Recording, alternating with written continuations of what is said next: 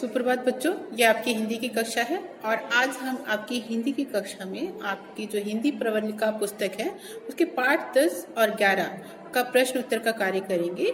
पाठ 10 चप्पलों का चक्कर, पाठ 11 प्यारा सा एक पत्र। पाठ 10 में चप्पलों का चक्कर में लेखक अपनी चप्पलों को पुरानी हो गई है, मरम्मत करवाते करवाते वो परेशान हो गया है। जब भी देखो वो टूट जाती हैं, तो उसे उसकी जगह पर एक जूते ले लेता है और उसे जगह जगह पे छोड़ के आता है, लेकिन वो घूम फिर करके फिर उसके पास वापस किसी न किसी तरीके से आ जाती हैं।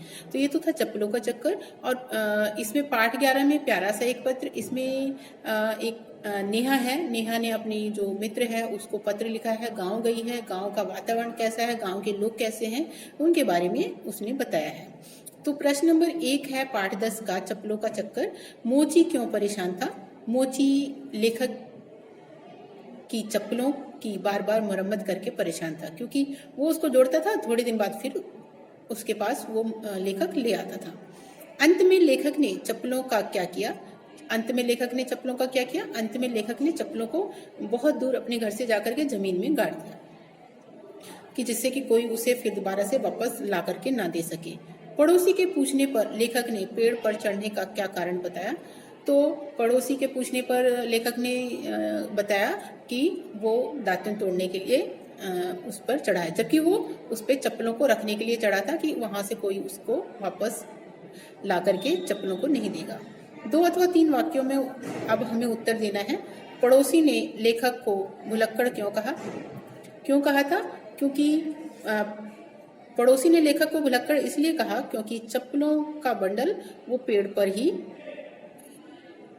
छोड़ आए थे, इसलिए पड़ोसी ने लेखक को भुलक्कड़ कहा। अंत में चप्पलों का क्या हुआ? अंत में चप्पलों को लेखक ने अपने घर पे ही रख लिया, क्योंकि बार बार वो बाहर रखते थे, बाहर ले जाके करते थे और बार बार कोई ना कोई उसे वापस ला करके दे देता था। अब आपका आगे है पाठ 11 प्यारा सा एक पत्र का प्रश्न उत्तर। तो एक वाक्य में लिखने का सबसे पहला जो प्रश्न है, यह पत्र किसने लिखा है? यह पत्र नेहा ने लिखा है।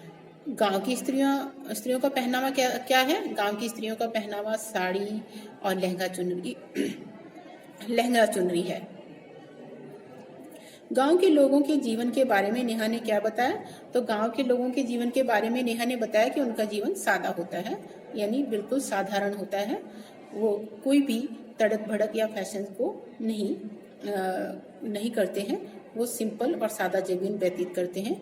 2 अथवा 3 वाक्यों में उत्तर हमें लिखना है। आगे का है, गांव में बच्चे कौन कौन से खेल खेलते हैं? तो गांव में बच्चे बहुत सारे खेल खेलते हैं, जैसे पकड़म पकड़ाई, स्टापू, रस्सी कूदना, खो खो, पोशंपा भाई पोशंपा, चोर सिपाही, गुल्ली डंडा और पतंगबाजी इत्यादि खेल खेलते हैं। नेहा का मन गांव से लौटने को क्यों नहीं कर रहा था? नेहा का मन गांव से लौटने को इसलिए नहीं कर रहा था क्योंकि उसे गांव का वातावरण बहुत ही अच्छा लग रहा था, इसलिए नेहा का मन गांव से लौटने को नहीं कर रहा था।